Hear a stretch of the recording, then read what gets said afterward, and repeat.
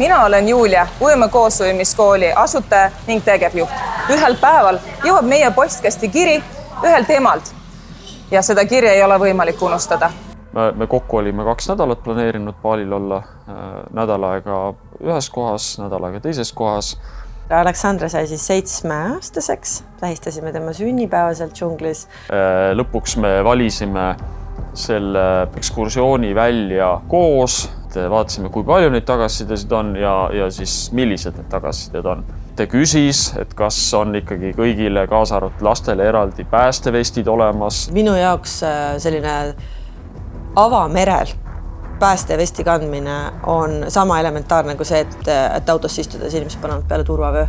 Sellest pidi saama üks äge puhkusereis, aga hetkega see muutus õudusunna näoks. Tegelikult oli niimoodi, et too öö oli väga suur torm.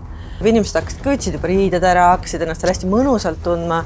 Me ei osanud veel kord näha mingisuguseid märke, näiteks seda, et mitte ühtegi paati rohkem too päev välja ei läinud. Ja ma nägin täpselt, kus see oli seal kapteni juures, seal oli hiigel hunnik veste ja ma ei ole oma elus niukeid veste näinud. Ma väidan, et need veste poolt elu sees mitte keegi selga pand.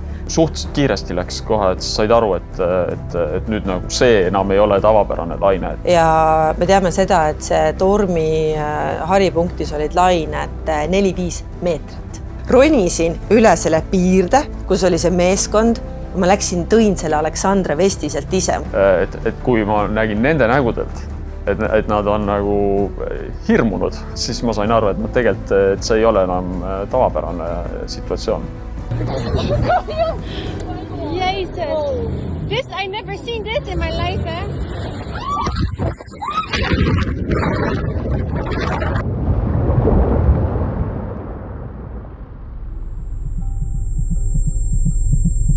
Ja ega see ümberminek oli selline, hästi kiire ja momentaalne.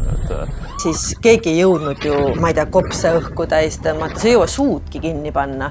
Nagu vee peale ja jälle järgmine laine, jälle vee alla, et see nagu mõjus tagantjärgi mõeldes tõenäoliselt nagu piinamismeetodid kasutatakse. Enam-vähem, ma arvan, peale 10-15 minutit ma sain aru, mul ei ole enam vast.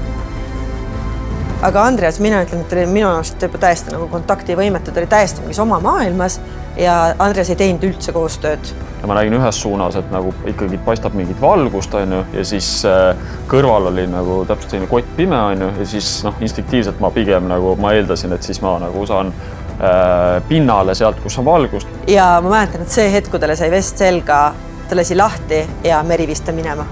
Ja selle all oli nagu eriti palju veel ka kütust, on ju.